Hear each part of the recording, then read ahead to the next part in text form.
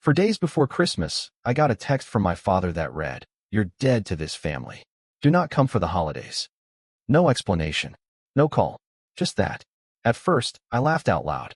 Not because it was funny, but because it was so on brand. Cold, abrupt, cruel. The kind of message that's meant to crush you, not hurt you. My dad's always preferred scorched earth to conversation. But then my 7-year-old son, Tyler, ran into the room wearing a reindeer onesie, holding the hand-drawn card he made for Grandma. He said, "Are we still going to Grandpa's tomorrow?" And just like that, the laugh turned into a lump in my throat. I should have said no. I should have protected him from them. But some broken part of me still thought, maybe they'd soften when they saw him. Maybe they'd pretend to be decent people for one damn day. We showed up the next evening with gifts and Tyler's handmade card. We'd barely made it onto the porch when the front door flung open. My dad stood there in his golf sweater, drink in hand, already half drunk. "Well, look who decided to ignore a direct order," he slurred. "What? You can't read now."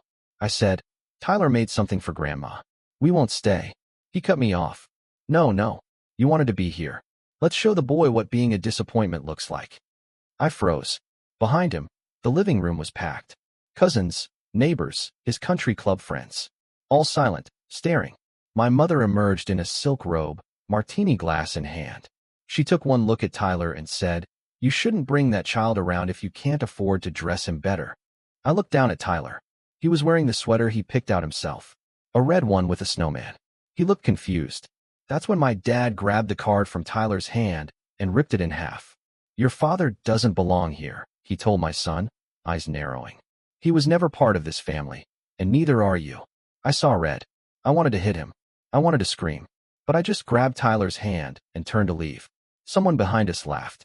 Then came the chorus of fake coughs and clinks of glass. Someone muttered, "Drama queen." Another said, "Always makes it about him." We made it back to the car. Tyler was silent. He didn't cry until I started the engine. "Did I do something wrong?" he whispered. That's when I broke. Right there in the driveway of the house I grew up in, I started sobbing with my hands on the wheel. "No, buddy," I choked. "You did everything right. I made a promise that night. I would never put him in that position again." And if they thought I'd just crawl back like always, they had no idea who they were dealing with now. I was done playing the family disgrace. I didn't hear a word from them after that night. No apology. No explanation. Not even a half-hearted excuse to Tyler. It was like we never existed. And honestly, for the first few weeks, it felt like a relief. Christmas came and went. I took Tyler sledding. We made our own dinner. And for the first time, I stopped pretending the holidays were magical. They weren't. But at least we were free from the performance. Then, in mid-January, something weird started happening. First, I got a missed call from my cousin Eli. Then another. Then a message. "Hey, call me back ASAP. It's about your parents." I ignored it. A day later, I got a voicemail from my mom. Her tone was sugar-sweet, like we were best friends. "Just checking in, honey. Tyler's school still the same? Let me know if you need help with anything. We miss you." I almost dropped my phone. "Miss me?" She told Tyler his sweater was embarrassing. My dad tore up his card. What was happening? Within 48 hours, I had 10 missed calls. 2 from my brother, who hadn't spoken to me in over a year, 4 from Eli, and 1 from a blocked number. Then a text from my mom. "It would be in everyone's best interest if you came by to talk. We'd like to fix things." Fix what exactly? Finally, I called Eli. I didn't even say hello.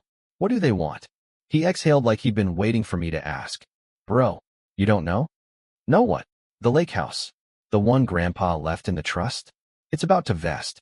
They need your signature to sell it." My mouth went dry. I hadn't thought about that place in years. My grandfather built it with his own hands. Every summer, he took us up there to fish and make pancakes at 6 a.m. He was the only one in that family who ever made me feel wanted. Before he died, he left it in a trust, one of those legal things he was always talking about. I never really paid attention. I was 19 when he passed. Eli continued, "The trust is weird. Some clause about your 30th birthday triggering partial control, then full ownership a year later unless everyone on the list agrees to sell. You turn 30 in, like, a month, right?" 3 weeks, I said. "Right. Well, they've already lined up buyers. A developer wants to put in a resort, but legally, they can't touch it without you." I was silent for a long time. Why didn't anyone tell me this before?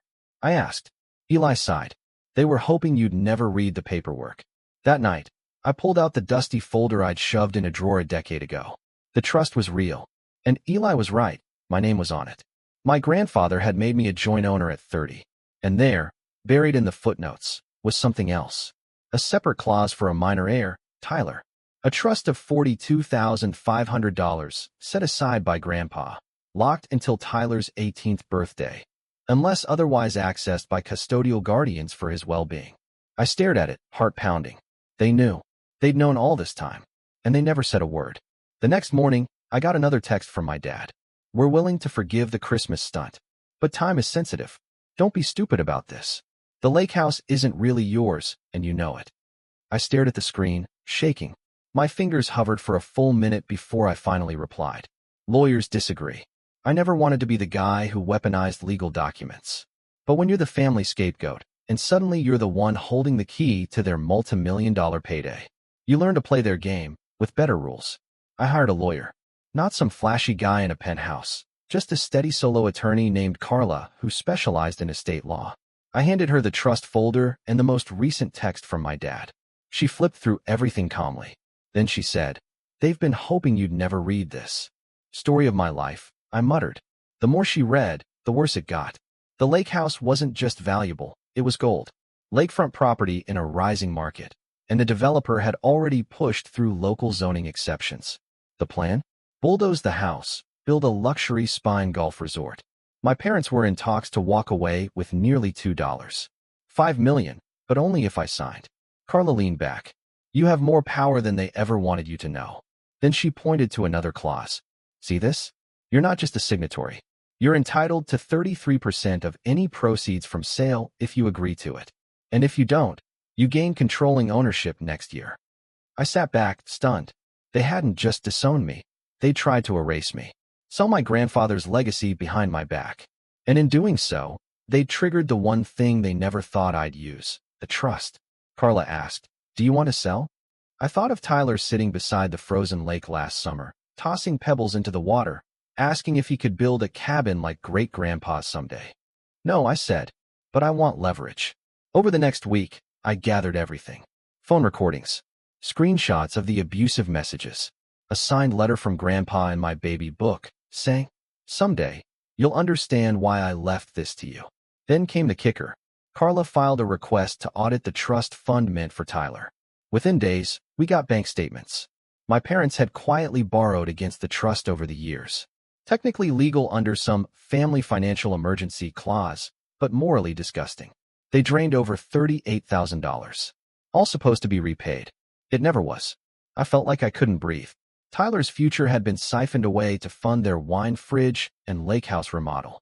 When I confronted my brother, who had always stayed conveniently silent, he stammered something about helping Mom during a rough patch. A rough patch? I said. They left my kid with nothing. His voice dropped to a whisper. You don't understand the pressure Dad's been under. I laughed bitterly. I was born under that pressure. I'd always been the family's easy target. The failure. The dropout. The guy who never lived up to his potential. But now, I was the gatekeeper. And I wasn't going to play nice. The calls came more frequently, first polite, then panicked. My mom showed up at Tyler's school pickup, pretending to have forgotten what time it started. I didn't even look at her. Then she sent a message that said, "Can we please just talk face to face? We never meant to hurt you. We were just trying to protect the family legacy." Protect it from me, apparently. I called Carla. I'm ready, I told her. I want to hit them where it hurts. I didn't go to their house. I didn't answer their calls. I didn't respond to their lawyers' veiled threats. Instead, I booked a table at the country club where my parents had hosted dozens of charity galas, anniversaries, and fake smile brunches. The place where image was everything. Then I invited them to dinner. I told them I'd be willing to discuss options. I didn't tell them I'd be bringing Carla, or that I had a manila folder full of documents that would burn their polite little reputations to the ground. They showed up in pearls and pastels, playing the part of the benevolent parents. My dad even had the audacity to open with, "Glad you finally came to your senses." I nodded, smiled, and waited for the appetizers. Then I slid the folder across the table. Inside, screenshots of the Christmas messages, the financial breakdown of Tyler's drained trust, and a printed transcript of the voicemail where my mom called me a parasite with a bastard kid. They didn't touch it. My mom turned to Carla, trying to regain control. Who exactly are you? Carla was cool as ice. The person ensuring your grandson receives what was stolen from him, and that my client is compensated for 10 years of legal gaslighting. That's when the mask cracked. My dad leaned in. Let's cut the theatrics. What do you want exactly? I met his stare. Public apology. Full repayment of Tyler's trust. 50% of any sale proceeds. And naming rights if it's sold to the developers. He snorted. You're joking. I'm not. And I'm not signing anything until all of it's in writing. What makes you think you're in any position to make demands? I smiled. Because I already spoke to the resort. That stopped him cold. They contacted me directly after your lawyer tried to force a signature. I told them I wasn't opposed to the project, but I'd be representing my own interest. Separately. My mom went pale. You went behind our backs? No, I said calmly. I got in front of yours. They didn't yell. They didn't scream. But the rage was radiating from their bodies in waves. I built this family's reputation, my dad said. You think you can waltz in after screwing it all up and take everything? No, I replied. Just what's mine. The next day, I received an email from their lawyer offering a reconciliation package, $20,000 in exchange for signing away rights to the lake house and dropping any inquiry into the trust. I didn't even respond. Instead, I called the resort's legal team and scheduled a private meeting. They were more than happy to cut a new deal, one that gave them the land and gave me what I really wanted. Partial ownership in the project, naming rights for Tyler, a memorial plaque for my grandfather, and a clause stating the former owners, my parents, would have no say in design or branding. It would be called Tyler Heights Resort, with a lakeside monument dedicated to family legacy, integrity, and future generations. I didn't need revenge. I needed something bigger. And now I had it. I waited a full week before telling them. I wanted the ink dry on the contract. I wanted the press release finalized. I wanted them to see it, publicly, irrevocably, before they could do anything to stop it. The headline broke on a Tuesday morning. Tyler Heights Resort to open on historic family lakefront, with my name listed as co-developer and Tyler's name in the title. Within hours, my phone blew up. First my brother. What the hell did you do? Then my mom. We raised you better than this. Then my dad. You were playing a very dangerous game, boy. But this time, I wasn't scared. I'd already reviewed every clause with Carla. The land was in my legal control.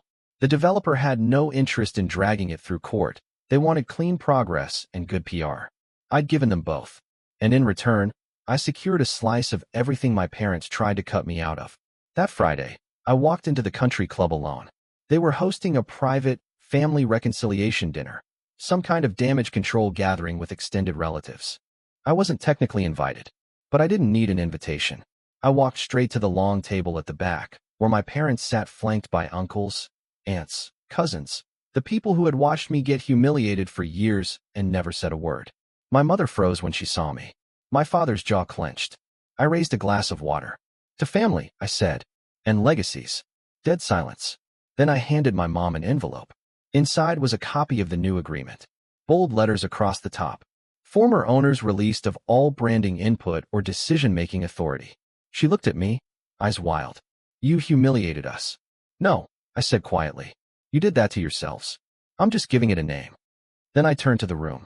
Quick show of hands, I said. How many of you knew there was a trust set aside for Tyler? A few heads dropped. My cousin Lauren nodded faintly. Well, I continued. For those who didn't know, it was drained. Without permission. By these two. I didn't raise my voice. I didn't need to. The money's been returned. With interest. Courtesy of their upcoming asset liquidation.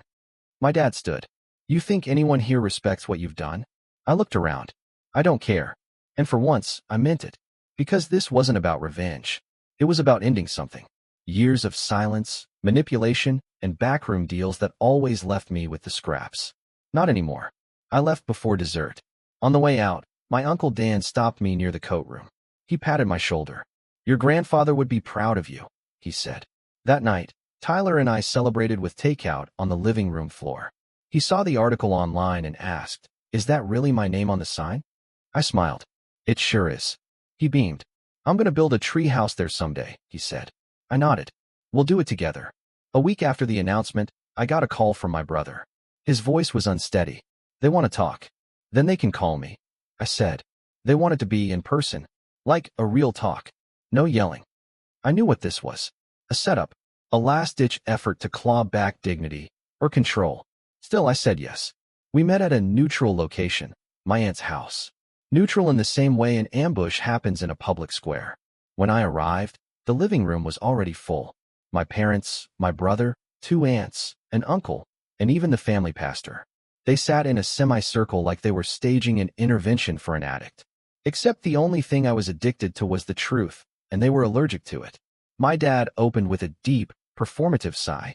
Son, we brought you here today because we're worried about the direction this is all going. I leaned against the doorframe, arms crossed. What direction is that? Transparency? Boundaries?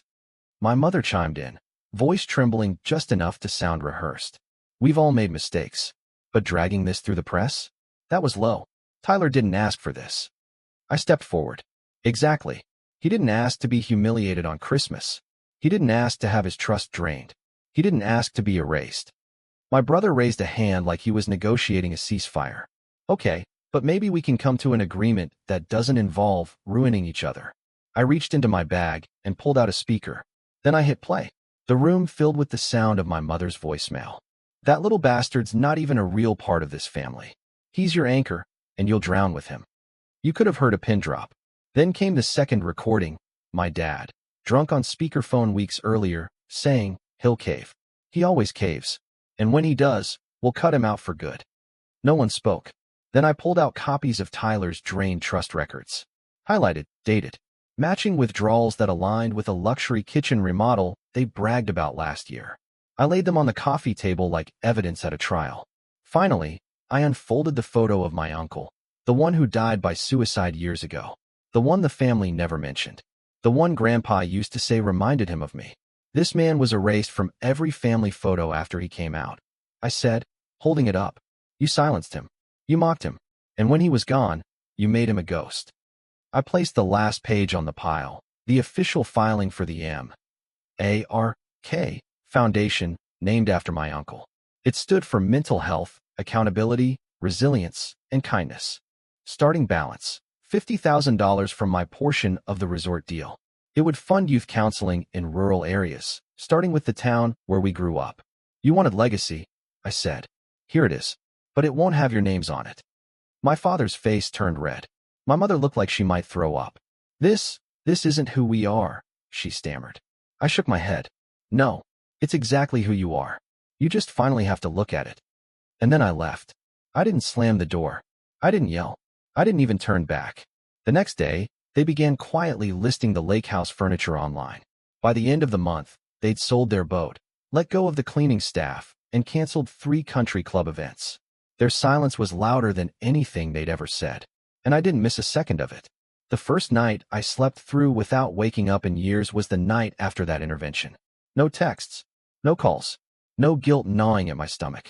Just silence, and Tyler breathing softly down the hall. It wasn't happiness. Not yet. But it was peace. And for me, that was a miracle. A few weeks later, we visited the lake. The old house was still standing, for now. The construction teams hadn't broken ground yet, but there were survey flags in the grass and orange ribbons tied to trees. Tyler ran around excitedly, pointing at things. Can my treehouse go over there? Near the water? I smiled. Absolutely. Right where Grandpa used to fish. He nodded like he could feel something important in the air, even if he didn't know what it was. We stayed the night in a rental cabin nearby. I watched Tyler sleep under flannel blankets while the wind blew across the frozen lake. I couldn't stop thinking about how many Christmases I had wasted trying to win back people who were never going to love me right. Now, I didn't need them to. The M.A.R.K. Foundation held its first meeting that spring. We rented a library hall, handed out flyers, and expected maybe 10 people. 43 showed up. Teens, parents, teachers, people with nowhere else to talk.